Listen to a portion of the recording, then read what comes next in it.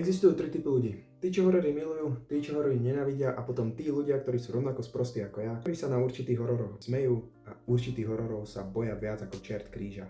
Prečo si človek pustí horor, keď vie, že sa ho bude báť, že pri ňom bude mať zimomriavky, že mu srdce bude chcieť vyskočiť z tela, bude sa báť chodiť po tme na záchod, ísť prevodu alebo zaspávať v tmavej izbe. Jeden z hlavných dôvodov, prečo ľudia obľúbujú horory, je to, že obľúbujeme strach.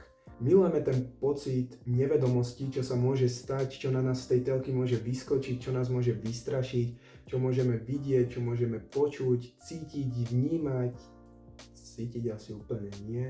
A potom je tu druhá možnosť a to je to, že máme radi veci pod kontrolou. Keď sa vám ten film nepáči, môžete ho hocikedy stopnúť a vypnúť. Keď ste strašne vystrašení a neviete, čo máte robiť a srdce vám ide vyskočiť, môžete ho jednoducho pauznúť a vydýchať sa a potom si ho spustiť ďalej a dopozerať až do konca. Pozeranie hororov nás doslova môže vytrénovať na stresové situácie a robiť nás odolnejším voči ním. Tým pádom budeme menej stresovať, budeme o mnoho jednoduchšie zvládať stresové situácie a budeme sa vedieť vysporiadať s vecami, ktorými sme sa nevedeli vysporiadať predtým.